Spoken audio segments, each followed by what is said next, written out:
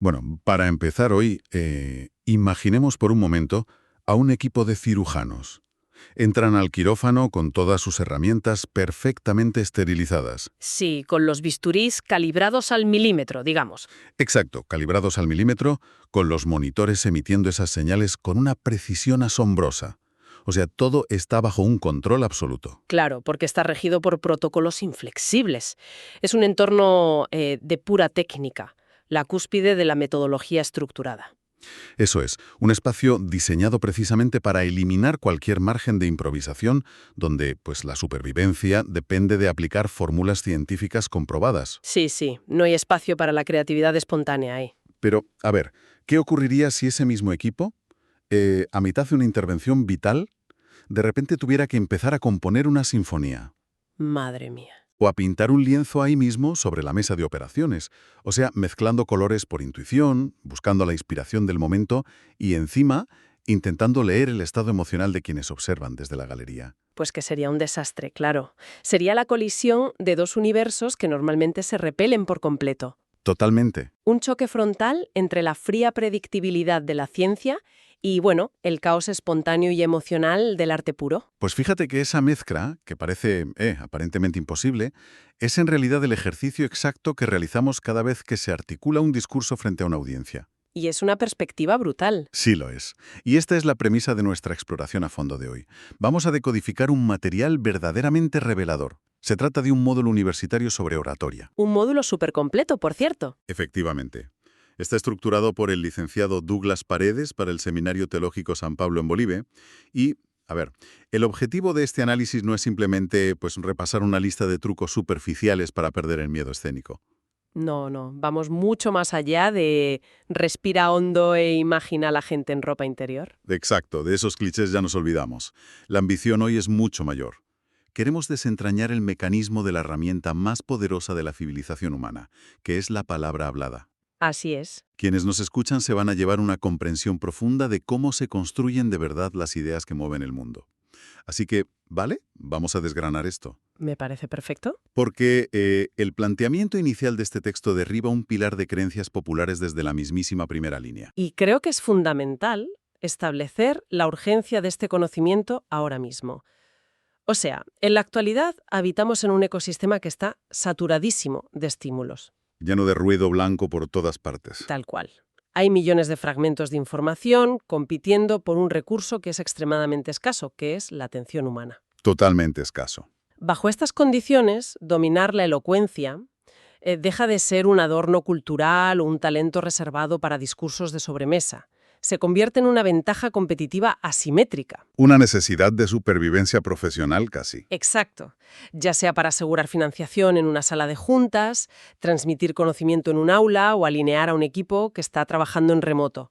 La capacidad de empaquetar el pensamiento y proyectarlo con impacto real, pues es la línea divisoria entre el liderazgo y la irrelevancia absoluta. Y la gran barrera de entrada, la que bloquea a la mayoría de las personas, es este mito del código genético. Uf, el famoso talento innato. Ese mismo.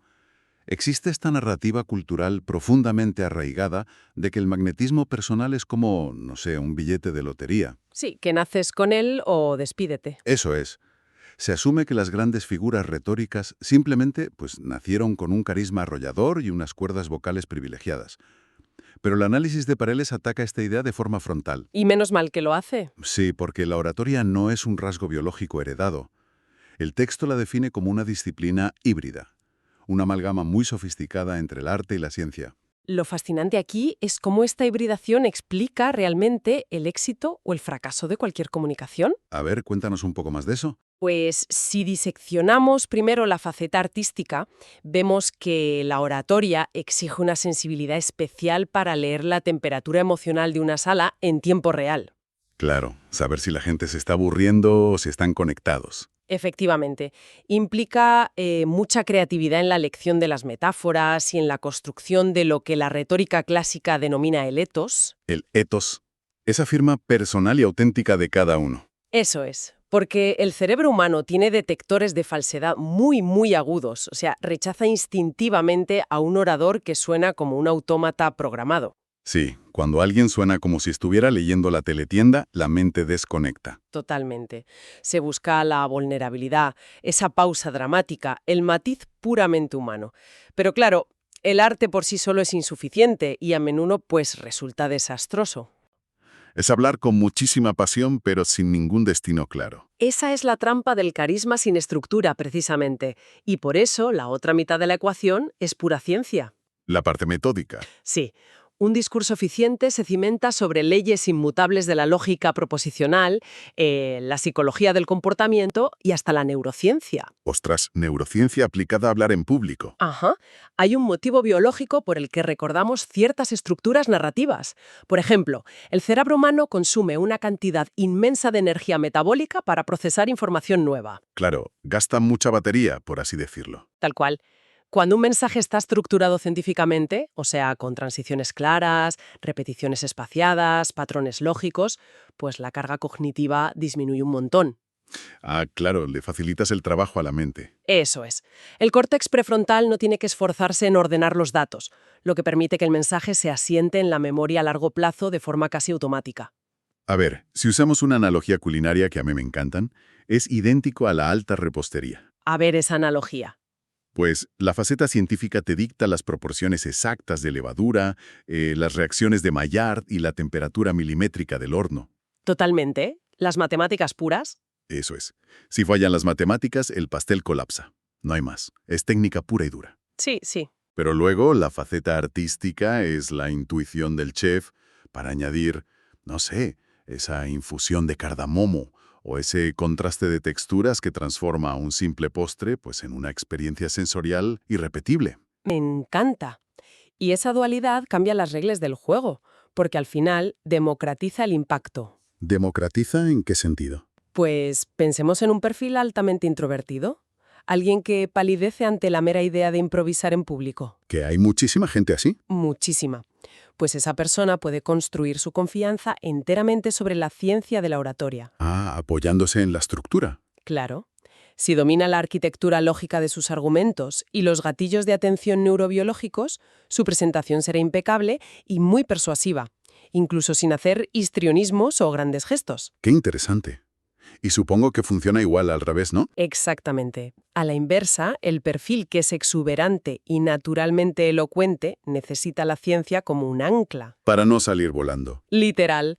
Sin un marco teórico, su energía se disipa y la audiencia, pues, olvida el mensaje a los 5 minutos de salir por la puerta. Es una síntesis brillante, la verdad.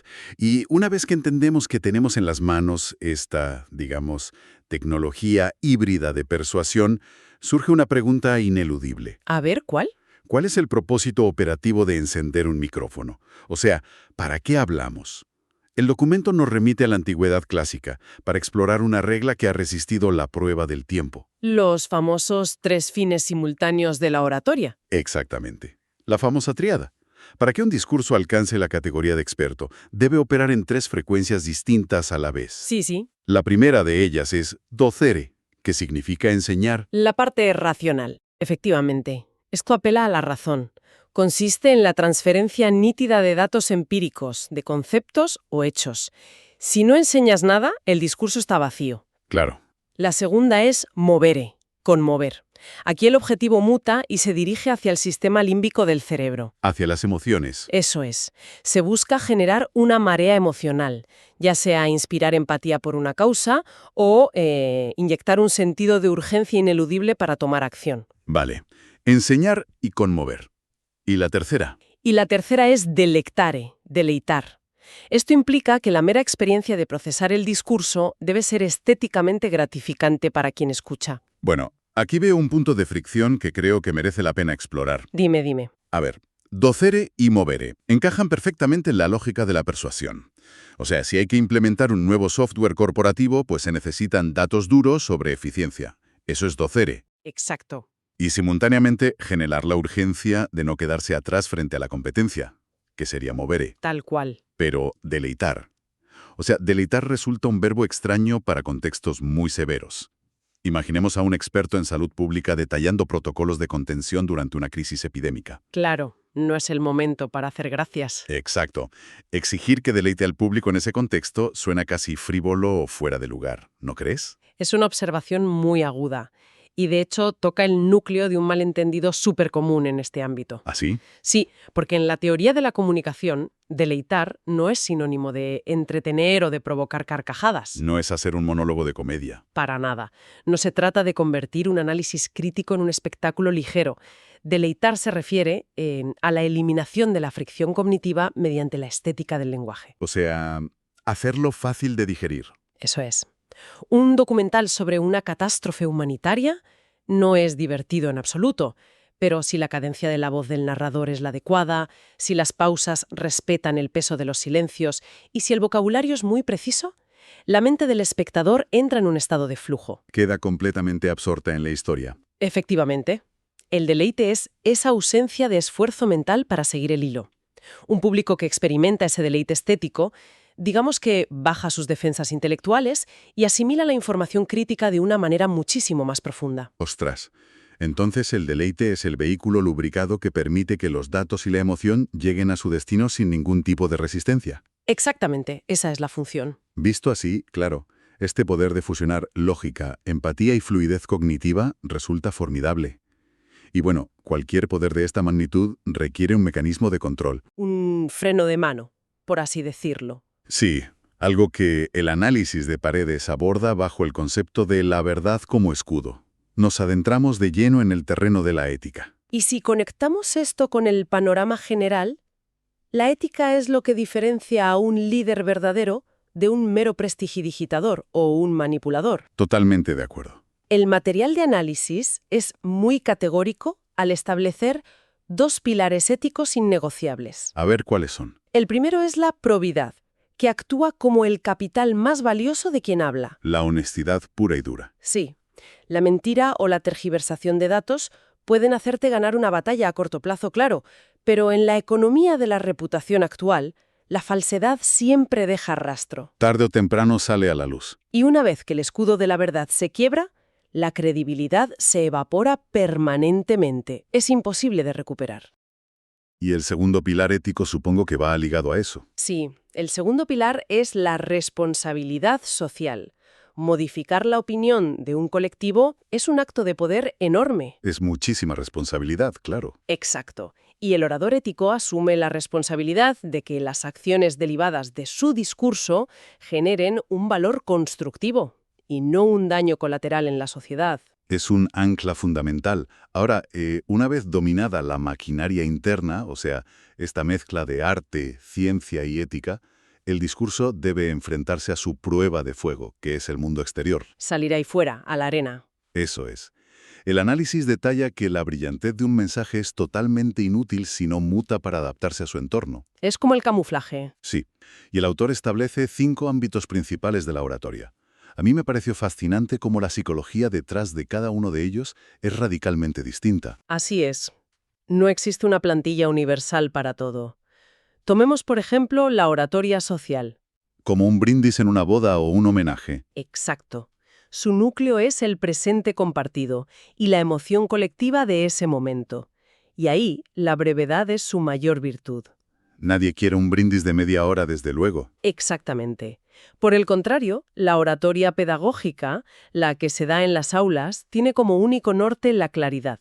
Su métrica de éxito no es la belleza poética, sino la garantía absoluta de que un concepto complejo ha sido decodificado y comprendido por quien escucha. Y el contraste se vuelve aún más extremo, si comparamos la oratoria forense con la empresarial. Esos son mundos opuestos. Totalmente, porque en el ámbito forense, o legal, digamos en un juzgado, se opera bajo la tiranía del pasado y la evidencia. Los hechos puros. Sí, el lenguaje debe ser quirúrgico, deductivo y sobre todo desprovisto de pasiones que puedan nublar la lógica jurídica. Claro, ¿no puedes apelar a la emoción pura ante un juez de esa manera? Exacto. Pero, en cambio, en la oratoria empresarial, la mirada está fija en el futuro. No se trata solo de exponer hechos como en un juicio, sino de pintar una visión estratégica. Identificar puntos de dolor en el mercado, por ejemplo. Eso es, y movilizar los recursos de una empresa hacia una solución concreta. Son, al final, ecosistemas lingüísticos completamente diferentes. Y conocer el ámbito, o sea, si es empresarial, legal o social, es solo el esqueleto. Faltan los detalles. Falta la carne. La verdadera maestría exige leer lo que el documento define como la situación comunicativa. ¿Y eso de qué se compone? Está compuesta por 3 variables que son implacables: público, lugar y tiempo. Vale, desgranemos eso un poco. Pues analizar al público significa entender su grado de hostilidad o receptividad antes de emitir la primera palabra. Claro, no es lo mismo hablarle a tus fans que a un comité que te quiere auditar. Efectivamente, el diseño argumental para una audiencia devota es totalmente inútil frente a un comité escéptico que busca fisuras en tus datos. Tienes que ir preparado. Y luego está la variable del lugar, que también esconde trampas invisibles, porque tendemos a pensar solo en el contenido, en lo que vamos a decir, pero la física del espacio dicta la entrega. La acústica es vital. Vital. En un auditorio cavernoso con mucha reverberación, las frases deben ser muy cortas y las consonantes tienen que estar muy marcadas. Si no, el mensaje se convierte en un zumbido ininteligible. Es que no se entiende nada. En contraste, una sala pequeña exige un tono mucho más conversacional. Proyectar la voz allí a todo pulmón parecería casi agresivo para la gente de la primera fila. Parecería que les estás gritando. Tal cual. Y la variable del tiempo. Bueno, aquí el documento expone una regla que yo creo que debería enmarcarse en cada sala de conferencias del mundo. Esa regla es de mis partes favoritas. Es buenísima. Terminar 5 minutos antes del tiempo asignado es un regalo invaluable que el público siempre agradece. Siempre.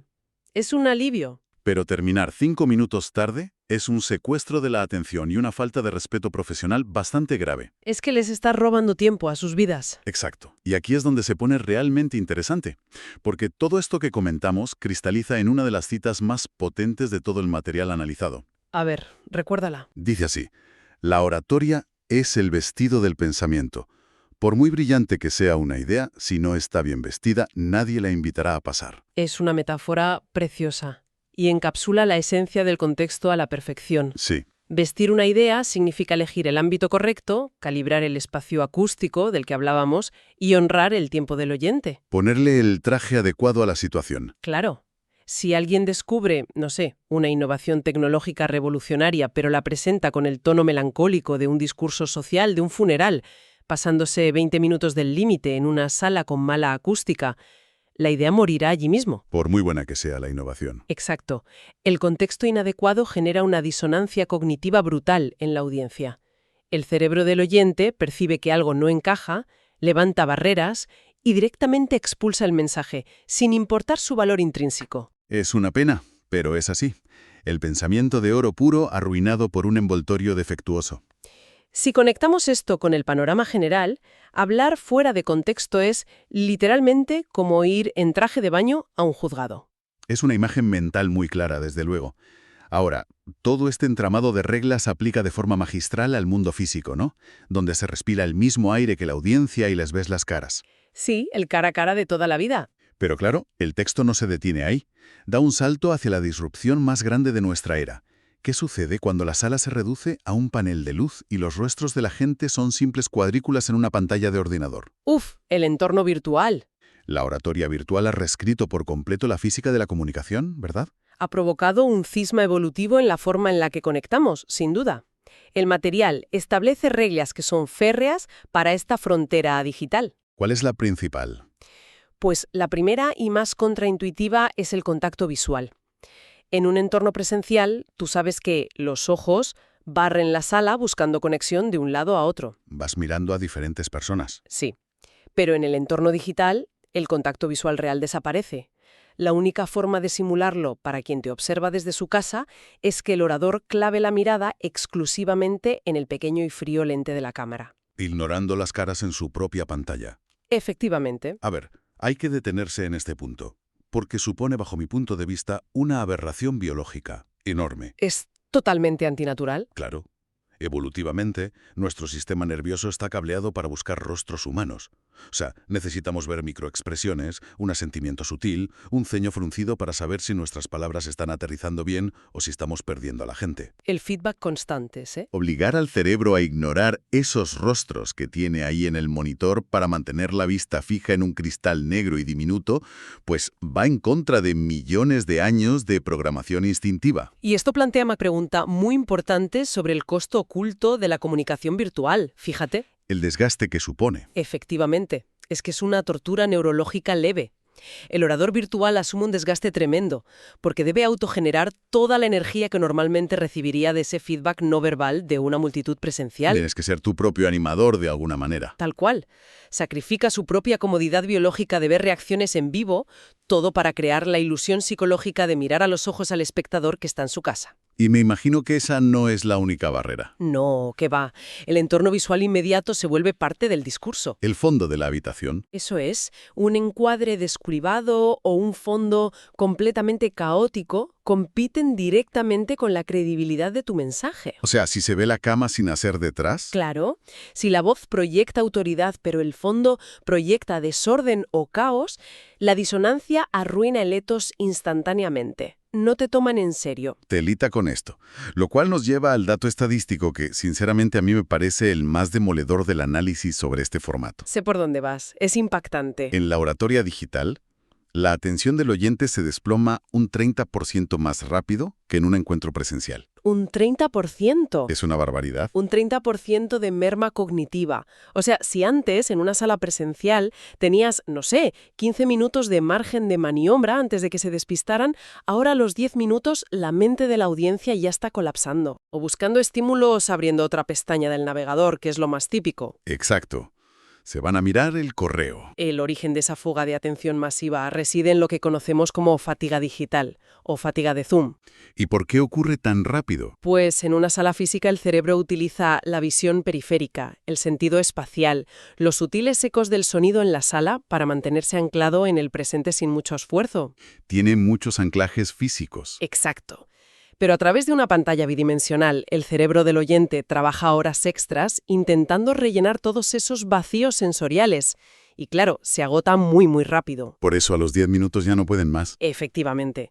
Por lo tanto, la regla de oro aquí es la sintetización vital. Ir al grano. El discurso virtual debe someterse a un bisturí despiadado. Cada adorno retórico que funcionaría maravillosamente en un auditorio físico, aquí debe eliminarse a favor de una estructura hiperdirecta. Y supongo que apoyos fuertemente visuales, ¿no? Diapositivas limpias. Sí, cosas que enganchen la vista rápidamente sin cansar. Pues esto exige una destilación absoluta de las ideas. Creo que el panorama que hemos trazado en esta exploración a fondo revela una arquitectura verdaderamente fascinante, detrás de cada palabra que pronunciamos con intención. Desde luego que sí. Se ha desmontado la falacia del talento innato para revelar una maquinaria híbrida. O sea, esa danza milimétrica entre la empatía artística y la estructuración puramente neurocientífica. Una danza que, como hemos visto, cualquiera puede aprender. Exacto. Y también hemos analizado que ese poder persuasivo, capaz de enseñar, conmover y facilitar la asimilación mediante el deleite estético, requiere, imperativamente, el escudo ético de la verdad. Para no convertirse en un arma de manipulación tóxica, que es el gran peligro. Eso es. Y finalmente, ha quedado claro que la supervivencia de una idea depende de su camuflaje contextual, su ámbito, su espacio y su tiempo, especialmente en la hostil y agotadora frontera de las pantallas digitales en la que vivimos ahora. Todo esto converge en una máxima innegable, fíjate. La voz es el principal vector de cambio en cualquier sociedad o estructura organizativa. ¿Es nuestra herramienta principal? Por eso no se debe mirar a la audiencia como a un tribunal examinador que está ahí dispuesto a castigar el más mínimo tropiezo verbal que tengas. Que es el miedo que tiene todo el mundo, ¿no? Que te juzguen. Claro. La perspectiva correcta, como sugiere la esencia de todo este análisis que hemos visto, es ver la mente del público como un sustrato increíblemente fértil. Si se planta la semilla de una idea utilizando la proporción exacta de arte, ciencia y ética, el impacto a largo plazo en esa gente es incalculable. La verdad es que es un enfoque precioso y que disuelve gran parte de la parálisis y el miedo escénico que todos sufrimos. Pero Antes de concluir, creo que el rigor de este análisis requiere una última sacudida intelectual. Vamos a por ello. Contemplando toda esta disección sobre la técnica y la vulnerabilidad humana, ¿qué reflexión final dejamos en el tintero para que la gente que nos oye siga explorando por su cuenta? Pues hay un horizonte a muy corto plazo que yo creo que merece una profunda reflexión. A ver, sorpréndeme. Sí, como hemos establecido hoy, el 50% de la oratoria es pura ciencia, una cuestión de secuencias lógicas, gatillos dopaminérgicos y estructuras lingüísticas de baja carga cognitiva. La pregunta es, ¿qué sucederá cuando la inteligencia artificial generativa alcance la capacidad de dictar o emitir un discurso que sea científicamente inmejorable? Ostras, claro. Discursos perfectos a nivel técnico generados por máquinas. Exacto. ¿Logrará un algoritmo o una réplica sintética hiperrealista dominar verdaderamente el etos? Esa chispa de ética y de conexión emocional cruda. Es una gran duda. ¿O acaso la persuasión definitiva, la que genuinamente transforma las convicciones humanas de verdad, estará siempre condenada a necesitar las útiles imperfecciones, las dudas y la respiración de un ser humano real detrás del micrófono? ¡Qué barbaridad! Un interrogante que la verdad desafía todo lo que creemos saber sobre el futuro de la influencia. Ahí lo dejo para que cada uno reflexione. Tal vez, por mucha perfección algorítmica que se alcance, la oratoria siga siendo en su núcleo más íntimo, pues un latido humano resonando en otro. Con esta provocación cerramos nuestra exploración a fondo de hoy. Ha sido un placer. Ha sido un ejercicio extraordinario desgranar la ciencia y el arte de la palabra hablada contigo. Que cada cual afine sus ideas, elija el vestido adecuado para su pensamiento y se prepare para la próxima inmersión. Hasta entonces.